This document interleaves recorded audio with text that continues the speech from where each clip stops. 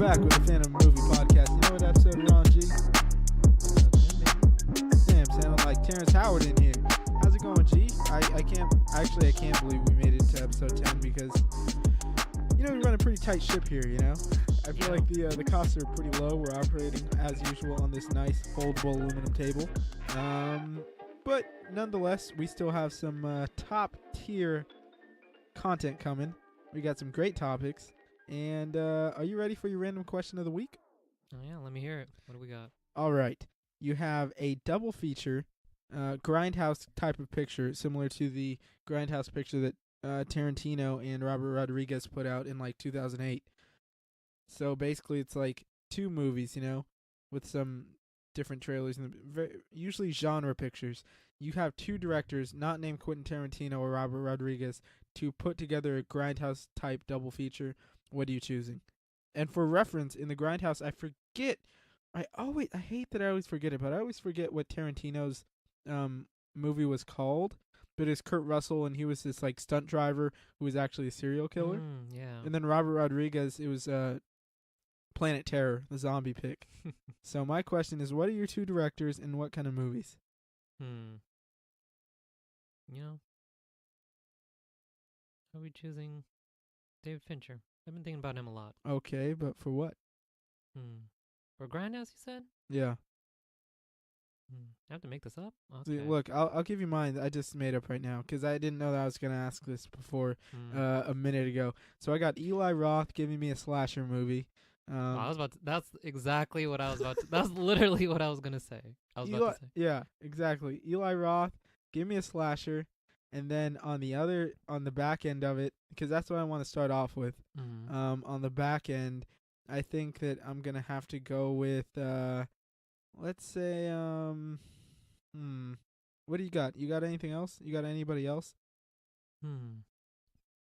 Because I'm actually thinking that maybe I want a Scott Derrickson zombie movie. That's what I want for the back end. Well, who's that guy behind Mandy? I remember we got to see... Oh, that's great. That's Panos Cosmatos. Yeah, that guy. He would be perfect for a grindhouse kind of picture, actually. That's a great pick. I'll have him do a zombie movie. Yeah. With Nick Cage. It's been a while since we've seen a zombie movie, I think. At least for me, personally, I would say. I wouldn't make that blanketed statement. But yeah. All right, that's a random question. I think that's a pretty good... I would definitely go for that double feature. Oh, yeah.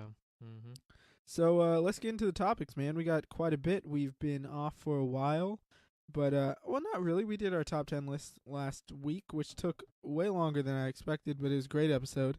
Maybe we'll go over some things that we love from the last year in the future, maybe today, but we do have quite a bit of topics to cover. The first being that Bautista has officially joined Denis Villeneuve's Dune alongside Timothée Chalamet, which is awesome. I love Dave Bautista. I'm glad to hear him getting work. What are your thoughts on Bautista reuniting with Denis Villeneuve on his next film right after Blade Runner 2049? I'm completely digging that idea because I didn't know I like his on-screen performance. I really like the way, In Blade Runner?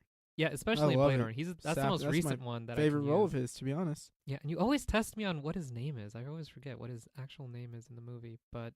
Oh, yeah. Do you remember it? No, it's always... Sapper. Yeah, Sapper. It's Sapper's Tree. Yeah, that's the soundtrack. But, yeah, I'm completely looking forward to, seeing Dave Bautista on screen next to Timothée Chalamet, Yeah, and I think that Villeneuve has shown that... I mean, this is just a testament to how good of a director he is. To be able to get a performance out of Bautista that it's noteworthy to me. I think it's spectacular, even though it's only a couple minutes. It's a performance that was dramatic. It was emphatic. I was very drawn to the character. I wanted more from him, and not in a way that I'm upset, they should have had more, but in a positive kind of way. I loved what he did in his limited amount of screen time. He left a mark. Yeah. And I think that this role will suit him very well again. I can't remember what... I think his nickname, the character he's playing, is the Beast or something. So he's going to be playing, a brute kind of character. Of course, yeah. I saw Dune in like 2015. I didn't really enjoy it very much, but I understand that, the source material is regarded as the greatest science fiction novel, most influential science fiction novel of all time, remains the best-selling in the world. And I read a little bit on, what the novel has in it specifically, that wasn't necessarily shown well in the film, and which the original film does feature Patrick Stewart, which is kind of cool. 1965, I believe. But I think this is right up Denis Villeneuve's alley. We were talking before we went on about how he is really a master in the sci-fi genre. So what are your thoughts on, let's see, the project overall, and just on Bautista joining as well? Yeah, I was also going to add the fact that, the promotion to Blade Runner was done in the greatest way possible. They got, talented people to do those little shorts. Sadly, it didn't pay off. Yeah, that's the big thing to mention also. That I hope, that's a good thing that you mentioned, that, people go out and see Dune. This movie. It's going to be, I can tell you right now, it's going to be incredible. Yeah, especially, he's shown how much he's passionate and he loves and he respects the particular sci-fi genre. And, anyone who's seen Blade Runner 2049 knows that he's like the perfect person for this job. And yeah, just to see what Dave Bautista's performance in that, we also got that little footage from that short that he did, which that little short, I was so drawn to his character and, him being I love that Bautista's a guy that, with all that James Gunn stuff that came out, I've heard nothing but great things about him in the industry. He seems like one of the most genuine, humble people working. He understands that, he's not Daniel Day-Lewis, but he does his best. He seems like in sports terms, he's like a Rick Fox or someone, a role player who's always going to be there. He does his job. He works hard. And he's a dream for a director, Mm-hmm. And I'm glad that, he still does. He's an actor. He loves it. He loves what he does. So obviously he's going to have those direct-to-DVD releases and whatnot. But I love that he's still getting this work with these really high caliber directors. Yeah. And Denis Villeneuve, in my opinion, is bar none on par with any director working today. I think that he is a master at what he does. Yeah. And to see Bautista land this role just makes me believe that he's going to have a fruitful career just being in, Denis Villeneuve movies moving forward. Yeah. And it's just, you can just listen to the way Denis Villeneuve just speaks about movies in general. Yeah, it's insane. It's wonderful. You just listening to him speak, you want this person to helm this movie, and that's exactly what we're getting. And he's not a guy that's ever going to, he's very committed to his vision, He's extremely creative, and he sticks to what he wants to do. He's not going to ever make a movie he doesn't absolutely love. Mm-hmm. And, hopefully this is a box office hit, because Blade Runner definitely was not. Yeah. Sadly, yeah. I honestly think it should have been up for Best Picture. I thought that it was across the board a masterpiece. Yeah. So, and even if you go down to Denis Villeneuve's credits, I don't think that he's even made a good film. I think they've all been great. Yeah, I was about to say. I remember, starting I think one of my first films I saw of his was The Enemy. Oh yeah, Jake Gyllenhaal. So I'm gonna go through him real quick. He has Blade Runner 2049, incredible. Arrival, incredible. Mm-hmm. Sicario, incredible. Enemy, guess what? It's incredible. Prisoners, ooh, incredible. Mm-hmm. And then he has a lot of foreign films that I've seen. He has some shorts, and they're all incredible. All of his work is great, and he just seems to get better and better, if that's even possible. And I'm glad that he's still getting. This Dune movie is going to be a large budget film. Yeah. And he uses every cent. Yeah, and it's just giving him. Yeah, he's really passionate about sci-fi, especially if you. Yeah, watch him on the Directors Roundtable on THR. Yeah. And that's pretty much all you need to see. I don't need to say anything else. Just listen to the guy speak. He's definitely one of my biggest inspirations. I think anyone who wants to be a filmmaker or just loves movies or whatever, just listen to the guy talk, and it's almost as entertaining as his movies. So yeah, that's Denis Villeneuve. Bautista joins, and I'm excited for that to start filming this year. The next topic we got is something that I don't find very surprising. I think it's a perfect fit, and I think, well, that is going to be Margot Robbie is set to play Barbie in the first live-action iteration we've seen yet.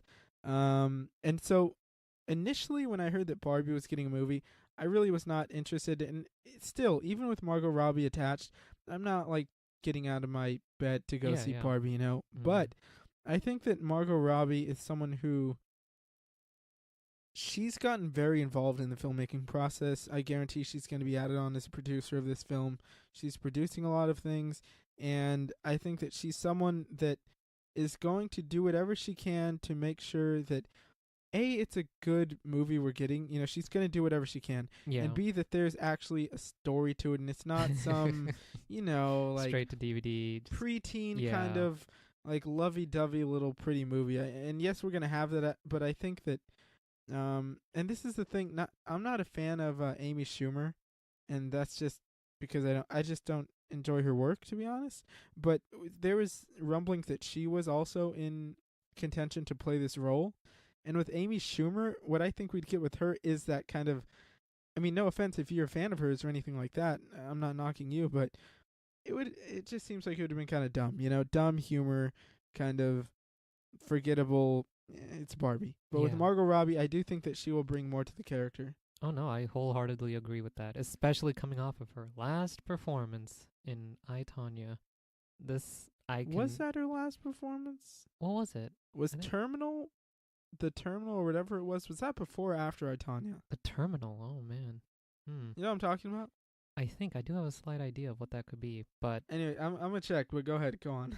I could just literally just speak on her performance with I, Tonya, the amount of attention she got from that, the amount of, you know, detail she's willing to go through to really perfect her performance. You can tell she's incredibly serious. Oh yeah, no, what's Mary that? Queen of Scots, exactly. Krista Robin. That's what I was gonna say. Yep, it just clicked in my head. Yeah, St. Peter Rabbit. She was the voice, and Terminal. Yes. Yeah.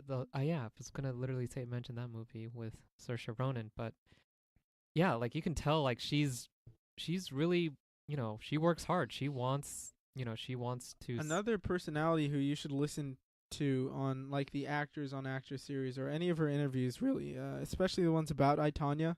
She really gets into just what she does on a set, you know, and getting into the producing role, and really she's not just like the pretty face, you know. She does a lot more than just show up to set. She's not like the diva that I think a lot of people make, not her necessarily, but you know, a lot of people see these like really gorgeous actresses and whatnot, and they have this certain stigma a lot of the times, and some of it's earned sometimes, but not in this case. Margot Robbie is definitely a talent, and I think that she's kind of the perfect pick for this role. One, because she fits the look, but she also always kind of brings more to her role than is just given to her.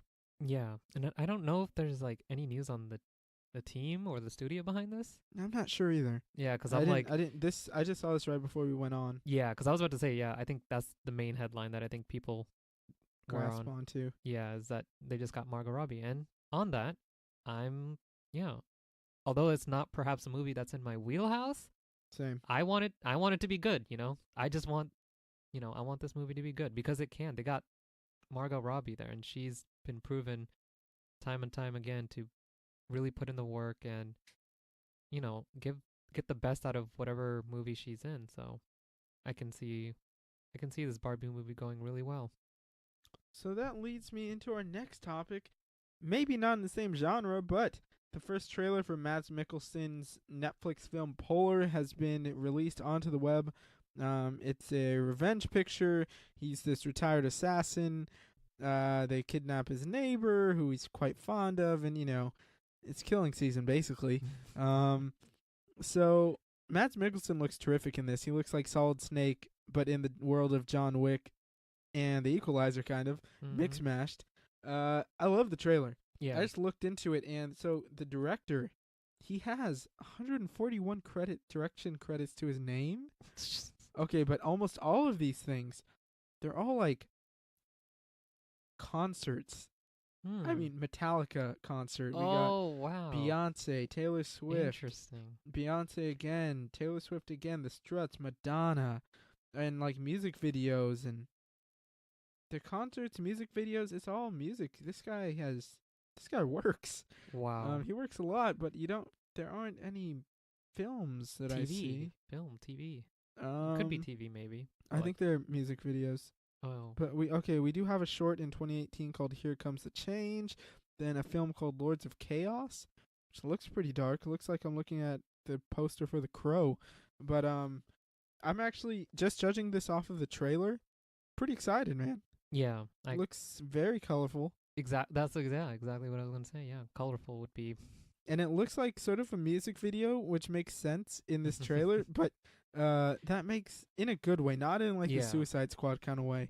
Like this looks like a very stylized piece.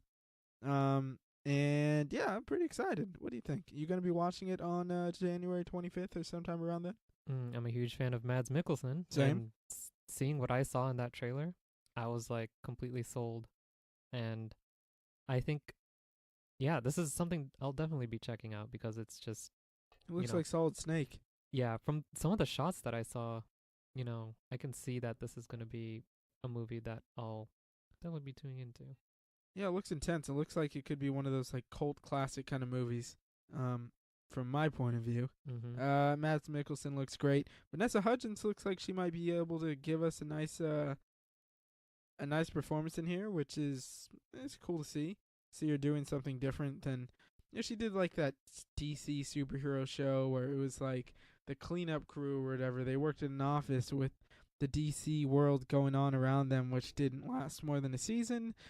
She's done some other small projects, but nothing's really clicked. Yeah. But this looks like a nice piece. I'm pretty pumped. It's the aesthetic, the aesthetic of it, the colors, and yeah, like when you just mentioned all the credits that the director's gotten, it makes a lot of sense as to us seeing what he's trying to get at. Yeah. So, yeah, and I'm always one for I love revenge films. And I think this is what Netflix. I think it's great for Netflix because what they really don't have yet is a franchise of films, and this looks like something that maybe didn't cost too much to make. Yeah. And they could like Bright. Yeah, they're making another one, but I guess people liked it. Critics hated it. I did not like it at all. I found it abysmal to watch, and that's tough since it had Will David Smith, Ayer. one of my favorite people, one of my favorite actors of all time, David Ayer in the helm, and Joel Edgerton. Mm-hmm. Yeah, it was bad. So yeah, they're making another, but that's not out yet. I think that this, and especially with all the people, Disney, Fox, all those people are the different companies starting to take their products away. They need franchises, and I think this is something that has franchise potential. So I'm pretty excited. Yeah. Next up on the list, something that I'm very excited for, actually.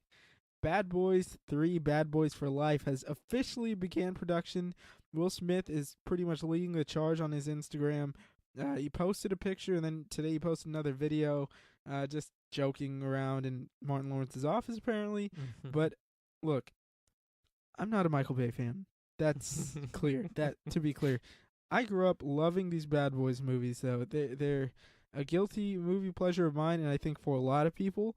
I think they're big for pop culture back in the day. And it's just very quotable, very quotable lines. It's fun. Martin Lawrence and Will Smith have great chemistry. And I think this is a nice, it doesn't have to be John Wick. It doesn't have to be The Equalizer. It can just be a over-the-top PG-13, buddy cop action movie like the other two. And I'll be I'm down for it, Yeah, same. I would agree with that because, same, likewise. I'm not big on Michael Bay as much, but I enjoyed the Bad Boys movies more than I expected to. I just love, the just all the jokes that they make, and I'm just thinking about just seeing the chemistry between Will Smith and Martin Lawrence getting back together and seeing what that'll look like after I don't know how long it's been since Bad Boys 2. Bad Boys 2, I feel like that's been a while. no idea. Yeah, I just feel like it's been a long time, probably like 2004 or something. Yeah, that's what I'm saying. So it's like it's been a while since they've been on the screen together, and so I'm excited to look forward to that. I think it's still Michael Bay, I'm sure. But I don't know actually. Yeah, because I was about to say, I was like, who's actually doing this? Because yeah, I would want the same thing. You know, a PG-13 buddy cop, over the top. Give me it all. Just yeah. Let's see. What do we have? I'm trying to see if we have anything. If we have anything on a director yet. Mhm. But okay. Franchise newcomers. Nope, don't see it. Don't see a director on this thing. Maybe it's gonna be Michael Bay, maybe not. But yeah, I'm just pumped. I really don't care who directs it, to be honest. The script probably is gonna be bad. I mean, they've had like 15 plus years to make this thing, so Yeah. you know, I don't want to say I'm gonna love it no matter what, because that's definitely not true. Mhm. And my taste has definitely been refined since Oh. those days. 2004. But Possibly, yeah. I think that just seeing Will Smith and Martin Lawrence is gonna carry me through no matter what. Yeah. Just because I love both guys and I think that they work well together, and I'm sure they're gonna be improvising a lot on set, and I think that's a talent of both of theirs. I think Martin Lawrence is an incredibly underrated talent. I think that his comedy chops are forgotten a lot of the times because it's been so long since he's really done anything. But yeah, Bad Boys for Life. You bet I will be there opening night. I was gonna ask you. I was like, what was the last Will Smith movie that you Really you enjoyed. Yeah, last one. Like I mean, the last one that I liked was Concussion. Concussion. Oh yeah. I was like, what about Focus? I mean, yeah, I like Focus. Every time I watch it, and I watched it recently, I find more that bothers. It's not that I find more that bothers me. It's what bothers me a little more. But I still watch it. It's fun.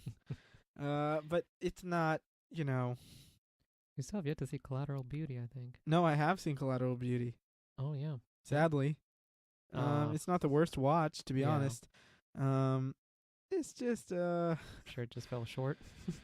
yeah. That's I probably don't an know. understatement. Some is from creative decisions that didn't quite pan out. So yeah, Concussion is what But you're saying. This leads me to a topic I'm actually very passionate about.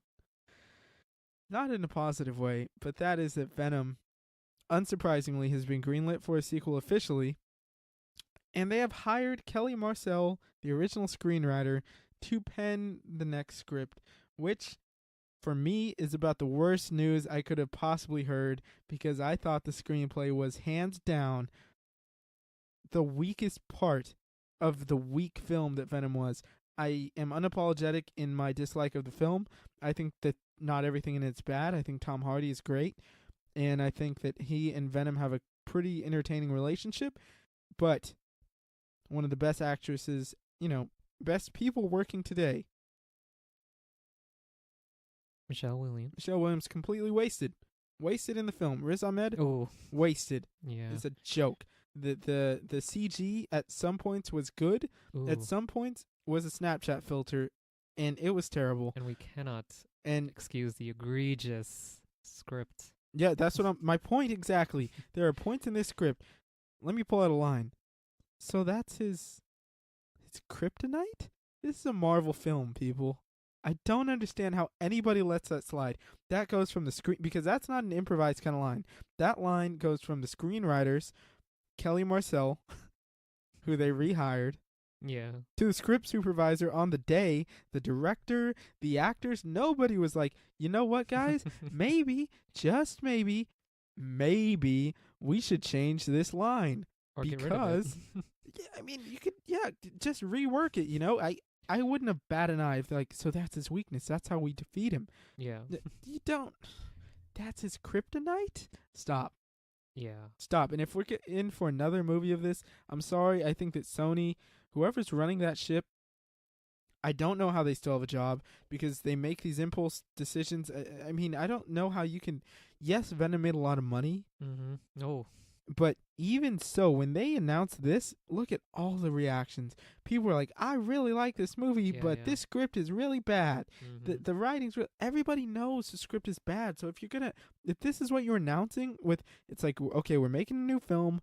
We got the same writer who basically gave us a terrible script, Mhm. and we're going to let them do the next one.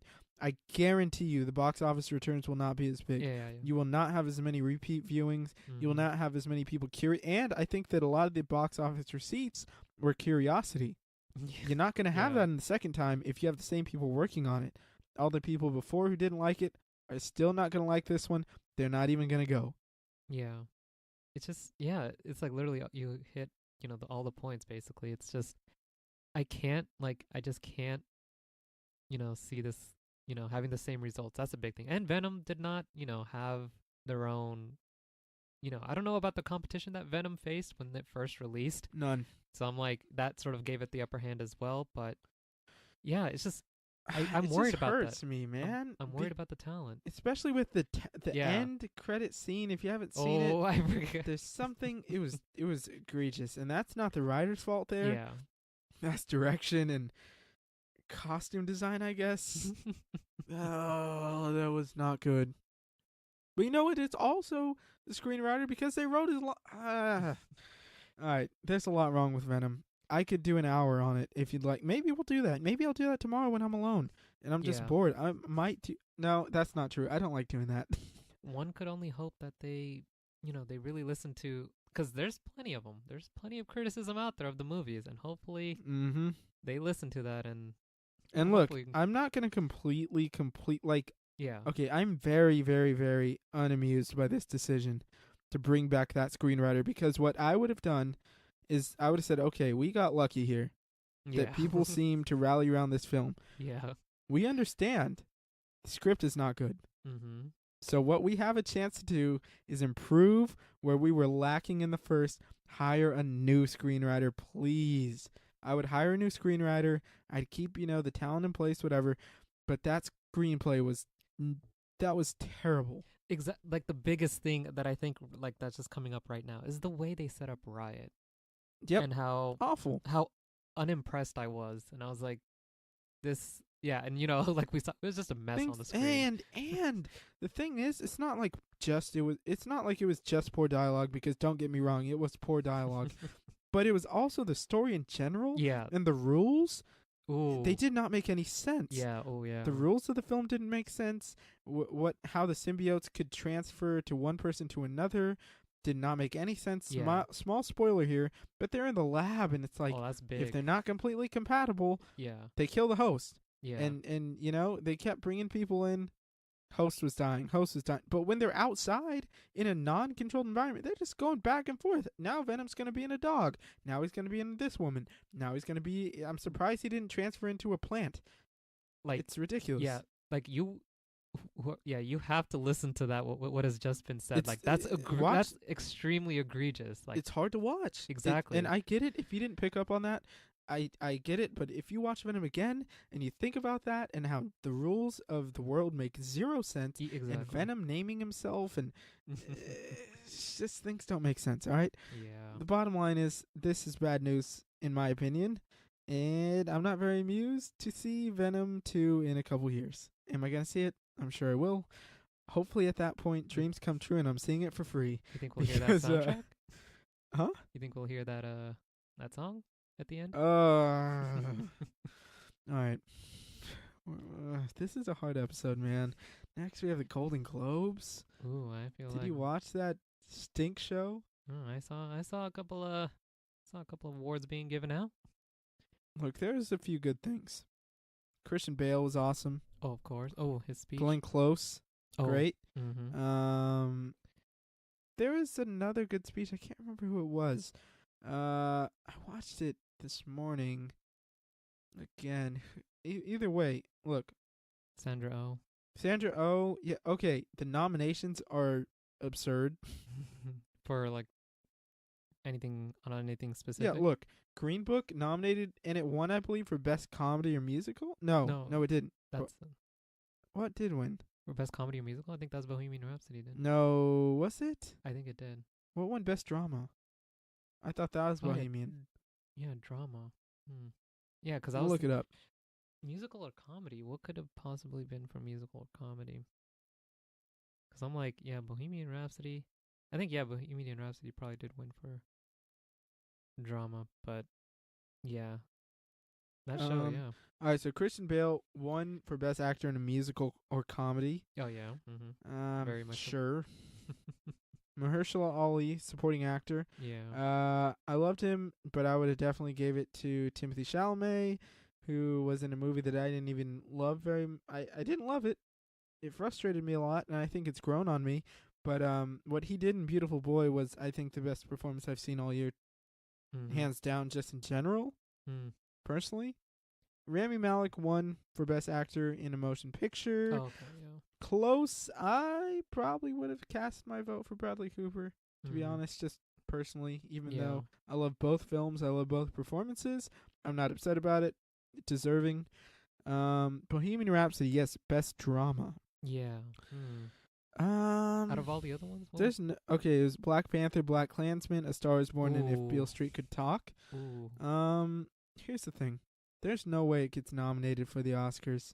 It's not getting nominated because of Bryan Singer. Ooh, exactly. That guy is... I can't believe it won this. I'm shocked. Yeah. And yes, it was Green Book that won Musical or Comedy Best Picture. Now, here's where I have some issues. Okay, The Favorite, which we still need to see, nominated. Mary Poppins Returns, nominated. Vice, nominated. I have no problem with those. I've heard nothing but great things. Green Book nominated and winning. Of course, I don't have a problem with that. It's a great film. Yeah. Crazy Rich Asians getting a nomination for a Best Picture in any show, I find ridiculous. I think that it was kind of fun. I thought the acting was very, very, very hit and miss. I thought that there was maybe 2 good performances. The other were average to bad. I mean bad. Henry Golding in that film is bad. I have not seen him, and same in what's that movie with Anna Kendrick? A Simple Favor. Yeah. I don't know what to say. I just thought Crazy Rich Asians was a crowd pleaser, but I can't believe that it's getting a nomination like this. I'm actually very shocked. I'm shocked. I understand why, politically and all that kind of stuff, but I'm pretty. Look, I don't think it has even an outside chance of getting a nomination for Best Picture in the Oscars. But even so, I don't know. I have a hard time with this. Sandra Oh wins that. Jeff Bridges. Oh, yes, Jeff Bridges. He got his award. Won his Cecil B. DeMille Award. Yeah. Which I think is terrific. I love Jeff Bridges. He had a great speech, too. He did, yeah. Yeah. He's a great guy. Great, all-time great actor. Been in there for half a century. Yep. Also, score. Oh, First Man. I was about to say. I was about to ask you about this one. I was going to ask you I thought Black Panther had it. I thought Black Panther had it. Yeah. I think it's the best score hands down. I don't think it's close. And I love I actually really enjoy all the film's scores on this, and I've even listened to some Mary Poppins Returns score, although I haven't yeah, I mean I'm not upset cuz it's definitely a great score. I was just a bit I was just a bit surprised. Yeah. Oh, original song. Original song, that's an Eat Shallow, definitely no question. Although I do think Never Love Again is the best song on the soundtrack. I'll take it. And most of the stuff. Okay, something that I don't really understand is how Alfonso Cuarón can win Best Director, which he's deserving of, but how can he then not even have his film nominated for Best Picture? Because it was in the foreign film category. Apparently, it can't cross over, which I find absurd. Wow. Why can't you have a Best Picture that's foreign? And it just doesn't make sense to me. I remember listening to his speech. He made a very interesting point about, like getting a movie to show into a theater. He thanked Netflix because Netflix allows, for these kinds of movies to be released, and he was thankful that it got mainstream. And he was saying something about like theaters he was unable to get the push for theaters to really show it in a wider mainstream way. But yeah, it was really Look, I'm gonna be honest though. I think that he should thank Netflix and all that because they gave him, they gave him the money and everything to make his film, and they put it in theaters. But you better believe that if people weren't going crazy in the festivals over Roma, Netflix would not have let it see the light of day in a theater. That was on their own. That wasn't like, oh, well, this is a great piece of art, we should probably put it in a theater. They're just like, you know what? We might win an award. Let's put it in a theater. Let's make more money. They weren't like, I don't know. I think Netflix, they're all right.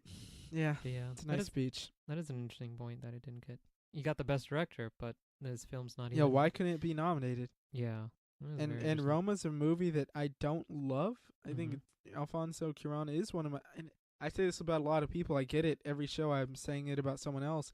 But the fact is, there's hundreds, thousands of directors. Alfonso Cuarón is another one of my favorite directors, Mhm. and I think Roma's kind of a masterwork kind of film. Mhm. I find the first hour pretty boring. First two acts kind of boring to me. It comes together in the third. Big things happen, but still, I thought it's beautifully made. Yeah. Art piece, but I don't know, didn't move me very much. Mhm. And yeah, besides that, there's not too much I have wrong with it. I just thought it was a bad show. It almost put me to sleep, to be honest, for a while. Yeah, very politically correct, which is fine, but it's just not very entertaining. It makes me think back, this is the same show that had Ricky Gervais host and yeah. roast everybody. I Mhm. get maybe that's not the right thing to do now, but I don't know. The Golden Globes always seem like, people call it the the best party in Hollywood because it's very, they only invite a few people. Everybody's drunk and it's kind of going all crazy. And this year was pretty boring. Yeah, I think Hollywood's definitely going through a huge transition right now, and they're trying to get Yeah. their. They're trying to figure out, you know, how to go about this, because clearly, I think in the opening monologue, they were making, fun of, what they were doing, and no, I did find it very. It was And the very host seemed difficult. out of it at the end. Did you It, see the end? I think I did. Andy Samberg and Sandra Oh, right? Yeah. Yeah, they didn't seem they seemed bored. What is It's they're just. comedians. I don't know. It's tough to be a comedian and have to go through that kind of strict sort of script, Mhm. especially when it's not very funny. Yeah, and it's like, and then Glenn Close, I think, she I love the speech that she made, and I would love more of those, cuz it's just a scripted factor that really bothered me. It just seemed like very difficult for them to just say anything, but then Yeah. cuz I'm like, everyone knows that this is a serious things are happening, and I personally loved all those serious moments when they actually called attention to all this, like. Yeah, I agree. Yeah. It's just that feels like more of the Oscars for me, and with Golden Globes, like I just don't think they should take themselves so seriously when their nominations are a joke. That's just how I feel. Their awards, for the most part, sometimes they get things right, but their nominations, I mean, it's like if you're gonna take yourselves this seriously, at least fix your nomination system. Oh no, Fix your no, that's a massive. That's a really good point that you bring up, because it's like you mentioned, movies like Bohemian Rhapsody, is yeah. definitely not gonna. So it's like, I see what you're saying. Yeah, the tones, they don't quite match, like Nope. the nominations versus the actual show itself. But It's just that's why I don't really care about the Golden Globes. I'm an Oscars guy. yeah. But we're closing out to the end of the show nearly. I have a couple more topics to go over.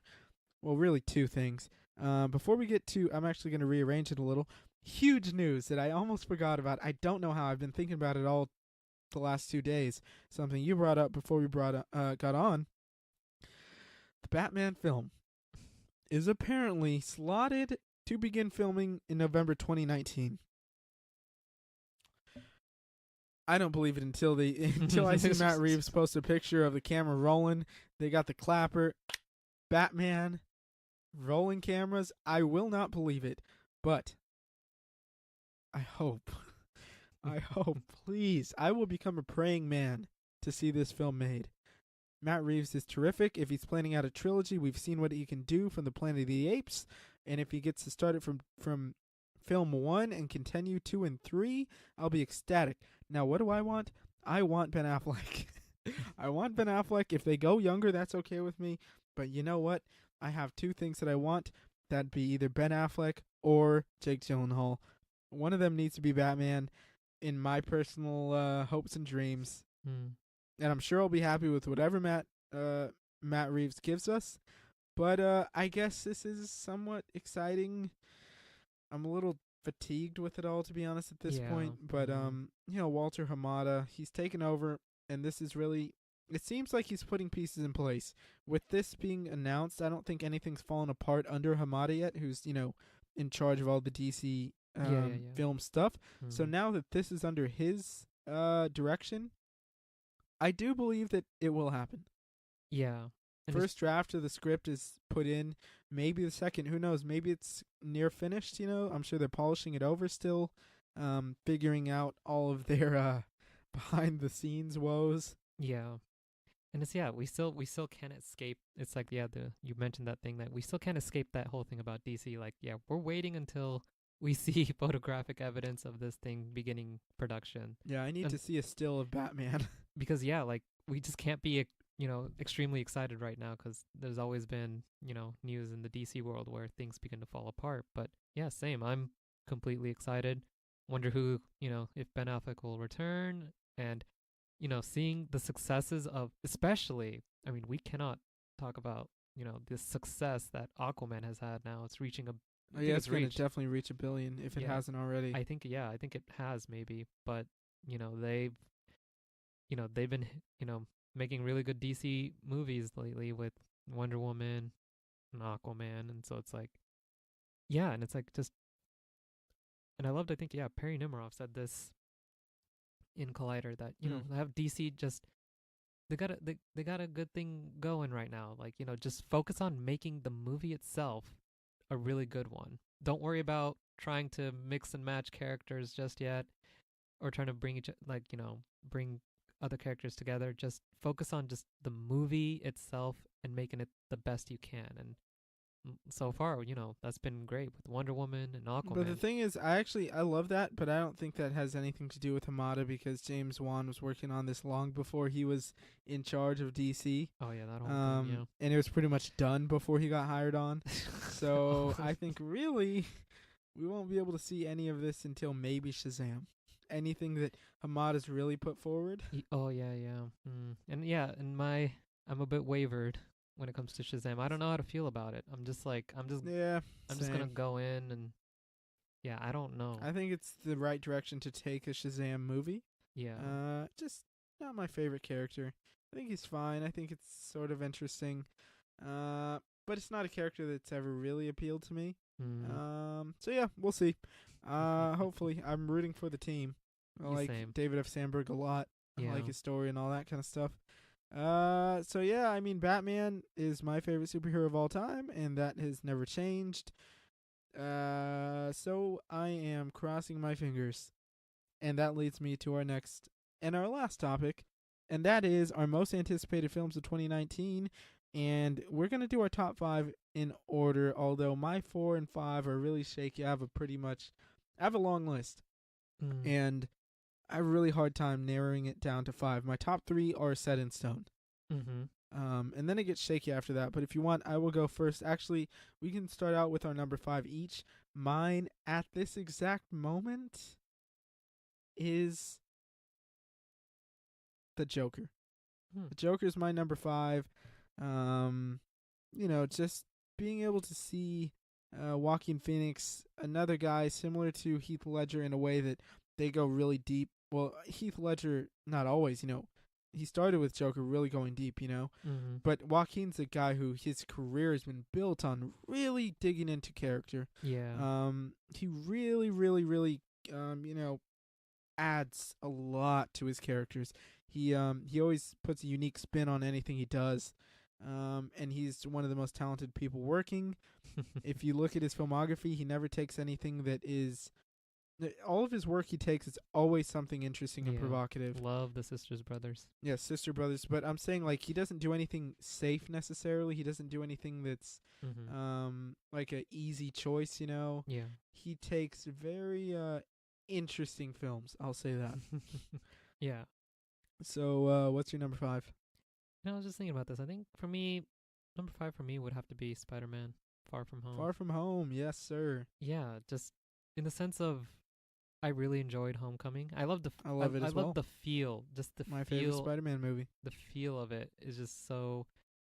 yeah, it's just something I could put on anytime, and it's just like a nice, love Spider-Man. Obviously, that's like a huge thing for me. Yep. And yeah, I'm excited to see Jake Gyllenhaal, and especially the concept with Mysterio. Oh yeah, and Jake Gyllenhaal. Maybe. So I was like, I want to see. Yeah, I want to see what kind of performance he'll put on, and just seeing Tom Holland back on the screen being Spider-Man. I think that almost could have been my 5, but I think that I'm so confident that it's going to be really good that I think the reason I'm maybe a tiny bit more anticipated of the Joker film is because I'm sort of uncertain of what we're going to get, and it's just renting a lot of headspace right now mentally.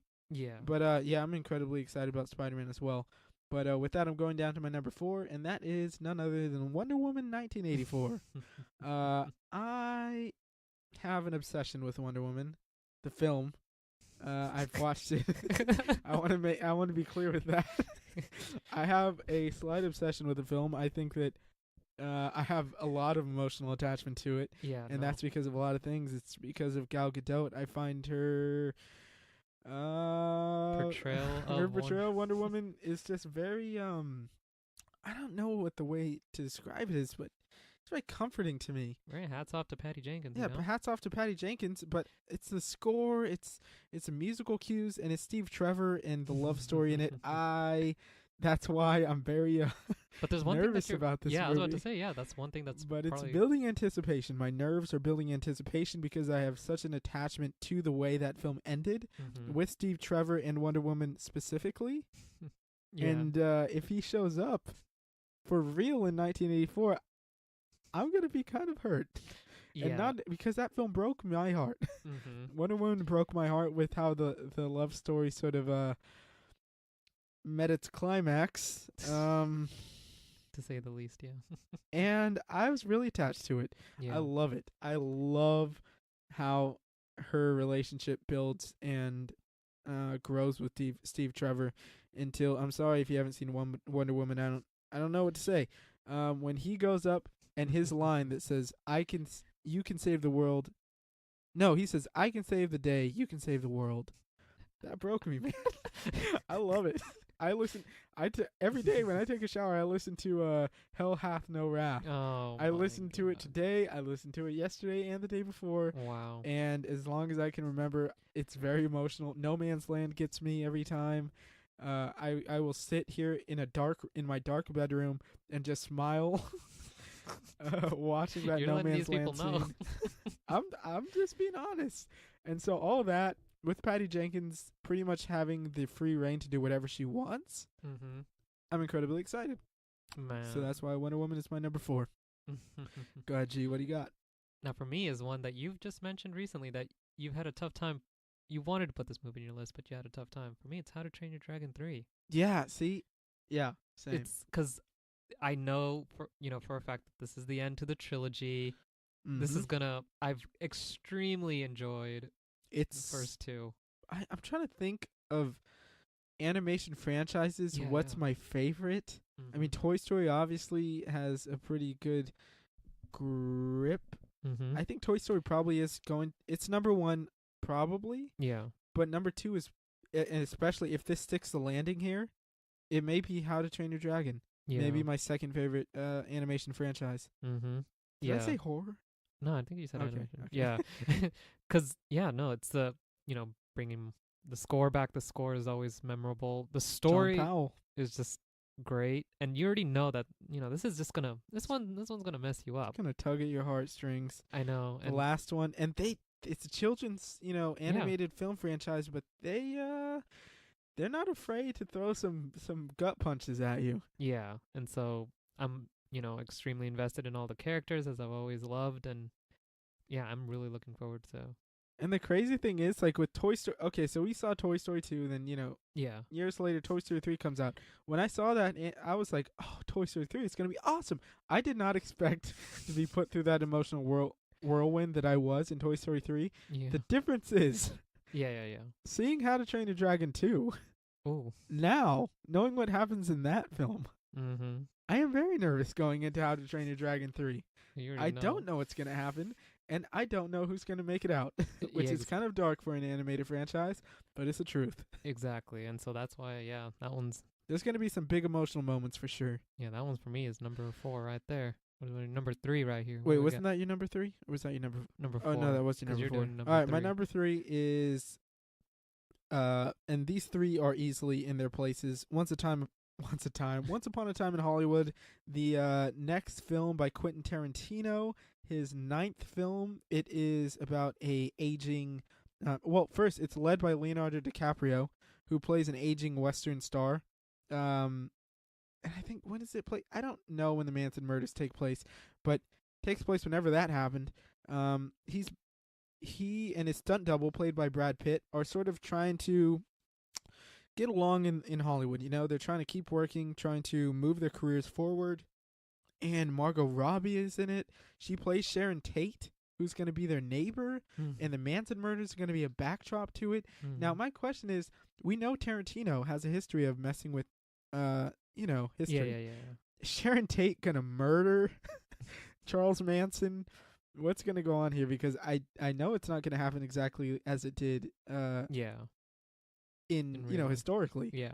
Assumedly. But Once Upon a Time in Hollywood, Quentin Tarantino is one of the most fascinating figures in Hollywood history, I would say. He's quite animated, as you were saying before. And I think that he's without a doubt one of the most prolific writers of all time. Yeah. And whenever he does a film, it is always an event. I think that it's certainly a shoo-in to get, tons early, obviously, and we haven't seen a thing from it besides a few images. But I'm sure it'll be nominated for Best Screenplay and probably Best Picture and all that kind of stuff, Yeah. So that's why that's my pick for number 3. What about you? For me, my number 3 is going to be Toy Story 4. Toy Story 4. Yeah. And now the thing right. is, I know it's not going to deliver, You don't know that. Yeah, I don't know that, but Toy Story 3, yeah, like you said, it definitely messes you up, especially for me, in terms of timeline, and the story behind it, like Andy going off to college. So it was like right there, like all the things lined up. So it was a perfect ending. Yeah, it was. It was the perfect ending. Exactly, yeah. And so I just, I love all those, Woody. Toys. And I want everyone Woody. I'm excited to see everyone back on screen, and I hope it gets an IMAX release.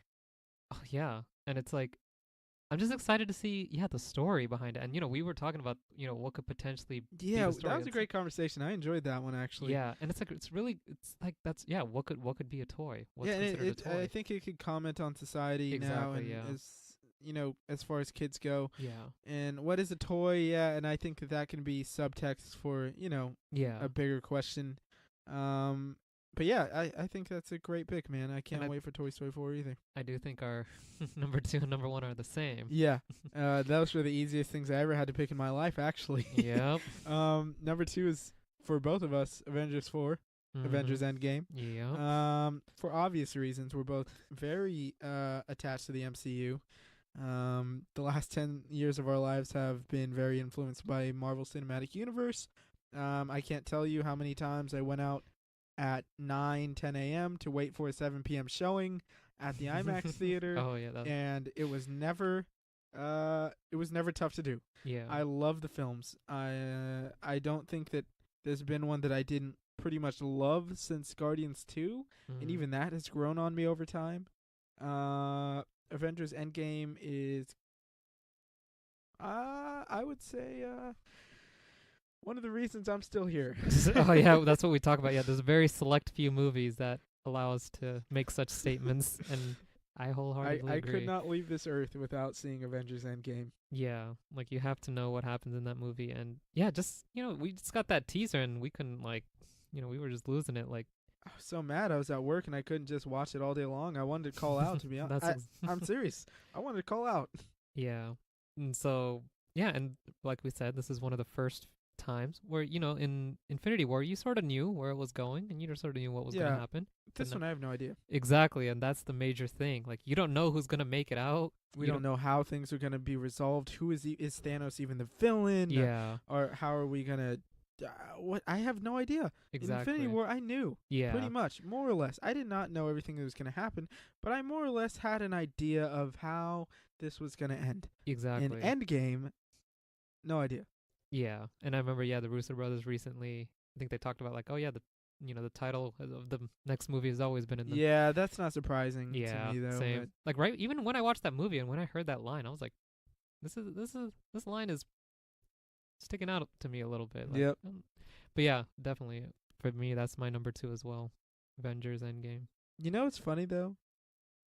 I think that Endgame is probably, and this has nothing to do with my anticipation. They could call it Avengers Green Banana or something, and it wouldn't matter to me. It's probably the least interesting name. Not that it doesn't make sense, but it's like Avengers. Obviously, you don't need a subtitle. Then you have Avengers: Age of Ultron. I just love saying it. Avengers: Infinity War. Great title. Avengers: Endgame. I don't know. Yeah. I don't know. No, that is a good point. But it doesn't. It's not that like flashy, mm-hmm. which is fine. It doesn't affect my anticipation. They could actually call this movie Ron, and I'll go see it. Not even just Ron. Wow. I'm like, oh wow, like this is really an Avengers movie, but it's called Ron. Yeah, same. I'll still be there. I'm like, 2 tickets for Ron, please, IMAX. They can make the poster Rupert Grint. Oh my gosh. I won't hang it on my wall, but I'll buy it. And number 1, no surprise to anyone, I'm sure, is undoubted. Actually, it is a surprise. I talked to some people about this, and they were surprised, and clearly they don't know me that well. But for both of us, our number 1 is a little. It's a little space film, you know. You might have heard of it. It's small, coming up. Star Wars Episode 9. Mm-hmm. Yeah, that's gonna be that's number 1. Star Wars got us both going out to Chicago in a couple months, so yeah. Specifically Episode 9. I think we would still try and go if there wasn't an Episode 9 coming out, but I would sell my kidney to make sure I can make it just to see the Episode 9 trailer they release. You're always willing to sell some sort of body part. Look, for Star Wars, I will sell my soul. Yeah. Again, that we should preface that there are only a few things that can make you make such comments about selling particular kidneys organs. And other organs that, people may not want to live without. I will sell them all to go see Star Wars. And here's my plan. Look, that guy that saw Avengers Infinity War like 103 times, whatever it was, he got invited to, the Avengers 4 set and meet everybody, get all these autographs. Look, I have a plan. Look, I saw The Last Jedi 10 times in IMAX. This time I will pay to see it 15 times in IMAX, hopefully 15 days in a row, because I just have a feeling J.J. Abrams writing and directing. Bring it home. Bring it home. Ray, he'll take care of Ray for me. He'll take care of Finn for me. He'll take care of all the people that I love. I'm going to see it 15 times in IMAX at least. Then I will use the Cinemia card, $99 a month, right? But it's a movie a day. Yeah. And I will go every day until it is out of the theaters. Wow. And I will constantly tweet at Kathleen Kennedy, Disney, Lucasfilm, Bob Iger, whoever I need to get myself. George Lucas, Jon Favreau. I will tweet at Mark Hamill. I'll tweet at whoever I can, and I am going to I will will myself to Skywalker Ranch.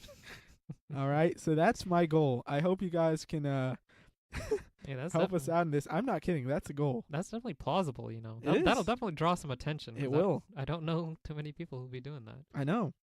So, yeah, my goal is 104. I don't think I'll, okay, yeah, that caught me off guard. I don't think I'll be able to, accompany you. I've been putting a lot of thought into this ever since around August. Wow. Planning it out. Mm-hmm. It's going to happen. Oh, yeah, we'll have to wait and see. Yeah, I'm going to make a whole... my profile is going to be popping with pictures of me sitting there watching Episode 9 for the 97th time. Oh. You're going to have like 95 days straight of Episode 9 posts. Yeah, definitely want to document that for Bob Iger and them. Yep. I swear, dude, I'm going to get something. And I just want to... maybe I'll get to share a Coke Zero out of a glass with George Lucas. Yeah, that'll be something. Not everyone gets to say they did that. No. But what if it's not really George? What if it's like Bobby Moynihan or whoever the hell? Isn't he the one that impersonates him? I think, yeah. So yeah, number 1, without a doubt, unquestioned, undisputed, undefeated, Star Wars Episode 9.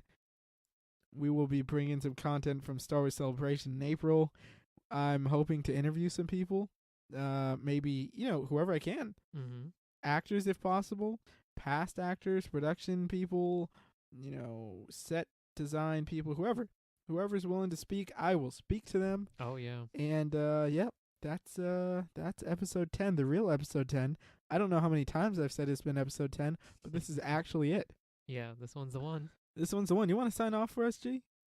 Okay, No, usually- okay, stop. Oh, wow, I was about to. You got it? No, I was about to say. I was like, don't you usually sign off with? You ask me another freaking question. No, I don't. I'm not going to today. Look, we're both hungry. I've been staring at this picture of Madds Mikkelsen looking ominously with an eye patch for about an hour now, and I'm ready to eat. So with that, that's episode 10. We're signing off. E and G leaving this foldable table for another table. I will see you later.